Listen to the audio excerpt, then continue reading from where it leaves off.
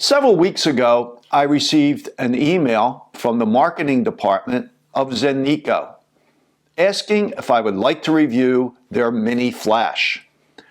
I said yes, and about a week or so later, the flash was delivered. Now, Zeniko is a subsidiary of Godox.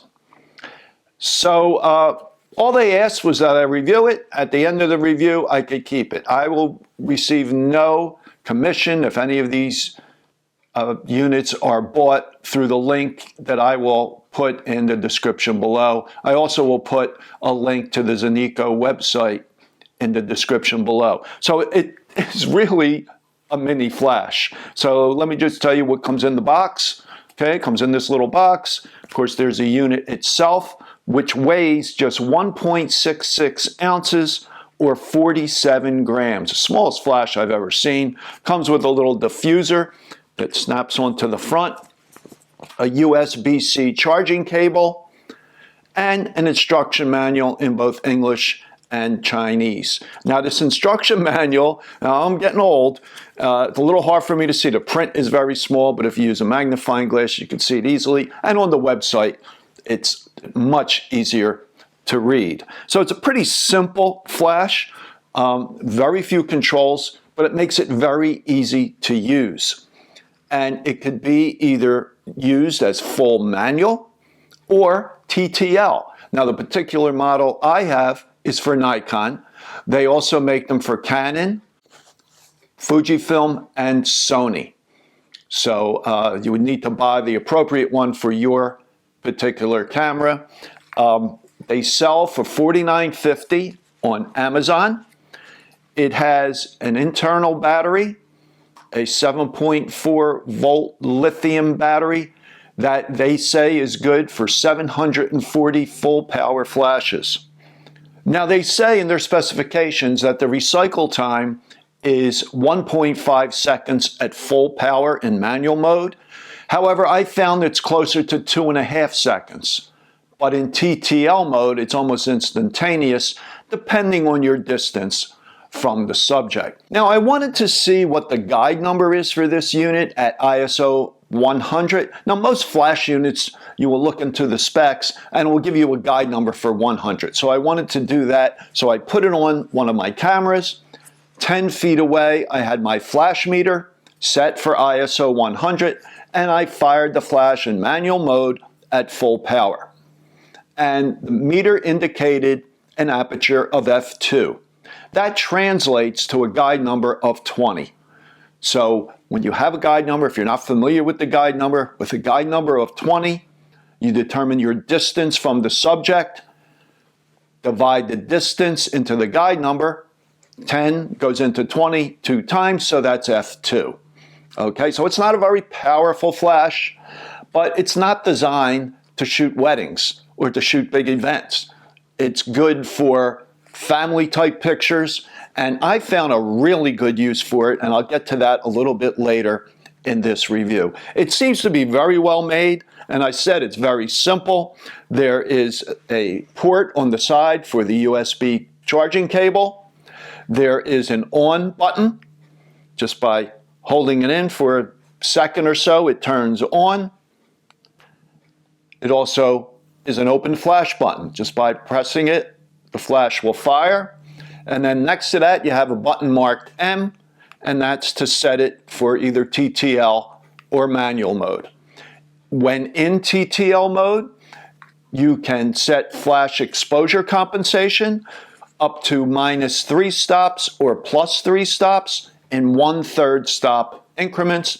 And there's a little ready light up here on the top. Now, I previously tested a Godox unit, a small unit, not as small as this.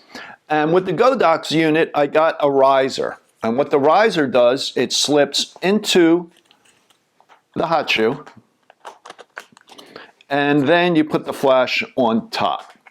Okay, so that gets it up a little, lessens the chance of red eye, and also enables you not to get any shadow when shooting with a longer lens. However, I shot this flash on my Nikon Z8. Now the Z8's filming right now. This is the Z6. With this 24-200 Z mount lens with the lens hood on, and I had no issues with the flash not being high enough to avoid a shadow, even not mounted on this Godox riser. Okay, and by the way, it works perfectly with the Godox riser. Another advantage of the Godox riser, it enables you to bounce the flash. However, because this flash is such low power, I don't recommend bouncing it unless you're in a really low ceiling using high ISO. Oh, by the way, it also has a little locking mechanism when you put it on the flash shoe. There's a little button in the back. You just press that button in. It retracts the pin on the bottom of the foot, and then you slide it into the shoe, and it's locked in place. It's not going to fall off. And it's so light, you don't even know it's on the camera. So let's go look at some pictures, and then I'm going to come back and talk about what I discovered is a great use for this flash for macro photography. Now here is a shot of the Zeniko ZT08 mounted in the hot shoe of my Nikon Z8. And here is a look at it mounted on the Z8 with the diffuser attached with the 24-200 Z mount lens. And I had no issues either shooting at the widest setting or the longest setting with the 24-200 with any shadow created by the Zeniko, even though it does not sit up very high in the hot shoe.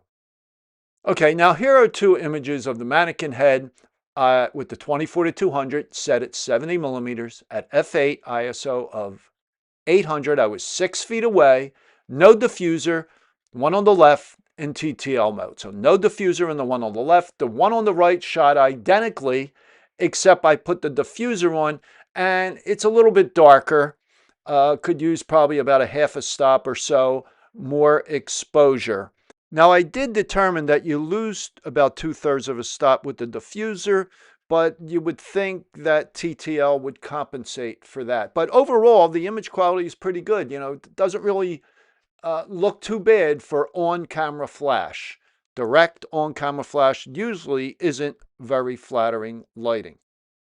Now, these two shots of my son, I was about 4 feet away from him. It was raining. We were sitting under at a table under an umbrella. The one on the left is with no exposure compensation. This was TTL. I believe my aperture was f8. The one on the right, I gave it -1 exposure compensation. And usually when I use flash outdoors, I almost always will give some negative flash exposure compensation, and I think the one on the right is a better shot. So it does a pretty good job outdoors and a fairly close distance. Now this one here was shot at 50 millimeters at 5.6 with the diffuser on, and I was about 8 feet away from the fireplace. Now you get that hot spot in the middle, but that would happen with any flash used direct. Okay, so I think the exposure overall is pretty good, and you know, it does a decent job in situations like this. Now this one here was a little closer. I guess it was about 5 feet away, set at 70 millimeters at f8 with the diffuser on, and this exposure is perfect. The color is good, so I'm pretty pleased with this little flash. I usually use a much bigger unit. Of course, I do a lot of event photography and that type of stuff, and I do need a much more powerful flash for that. Okay, as you can see from those pictures we just looked at, it does a fairly good job at close distances, also outdoors, again in close distances for some fill flash photography. Now, as I said previously, I'm going to show you a great way to use this flash for close-up and macro photography. And what I have here is a strobo frame bracket. And I kind of modified it with this little contraption here, which is available on Amazon. And I will put a link to this in the description below. But I'm also going to do a video on it and really go into how you put it together and how you use it. But I attached to this an SC28 off-camera shoe cord. okay? But first thing we're going to do, we're going to mount this strobo frame bracket to the tripod socket on this Nikon Z6. Okay, so we screw it in nice and tight. All right, then we attach the SC28 to the hot shoe on the Z8. And then on the other end, we just slide in this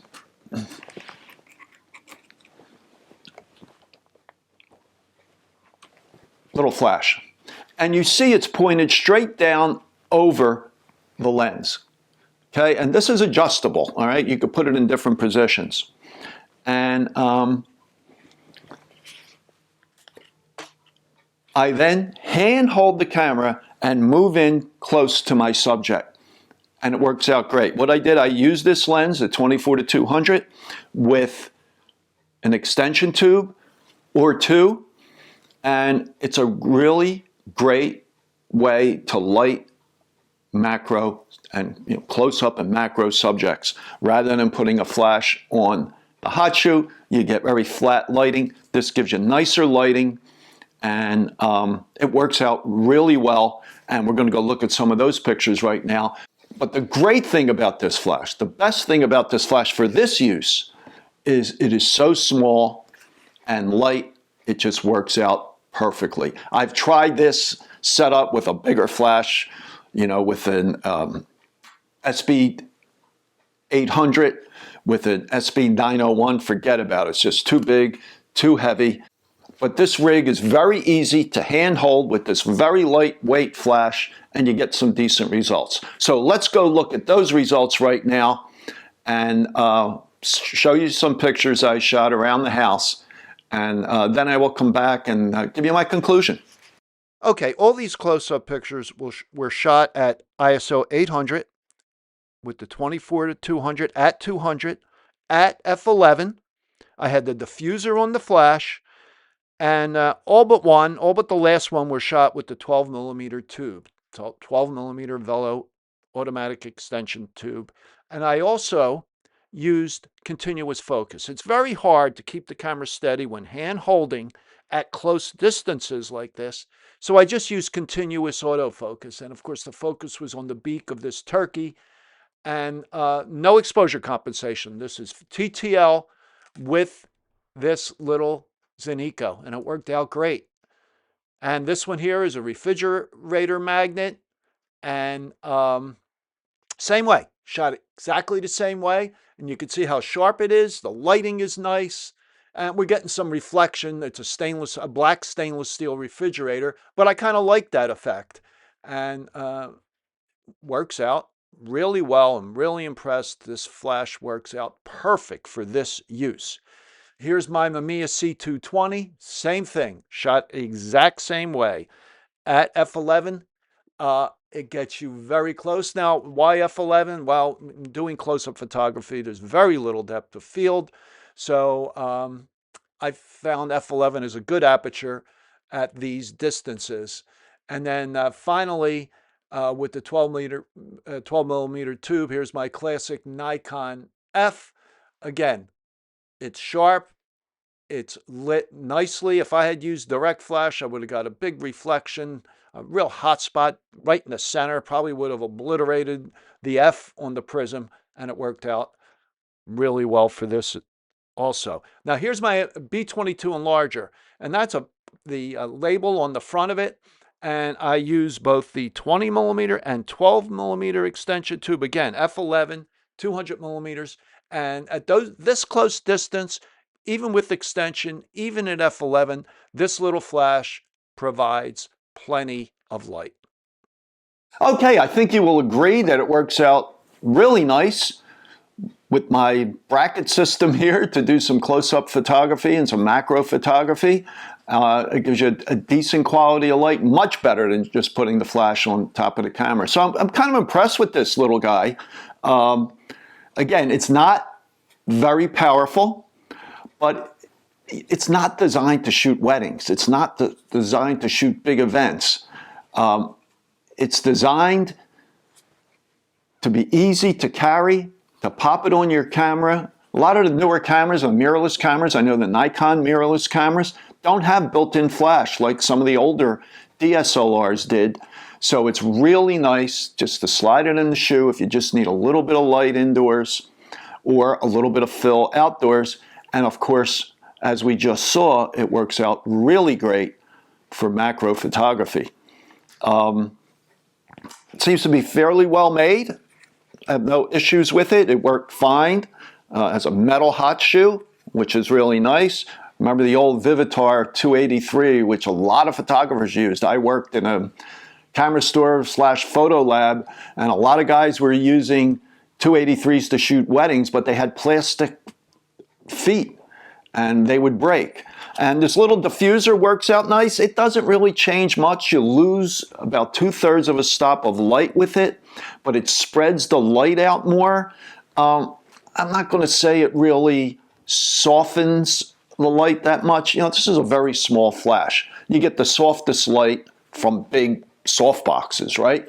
So you're not going to get the softest light, but it works out fine if you just need a little light in a dark situation. So I recommend it for $49.50. You can't beat it. Follow the link in the description below to Amazon.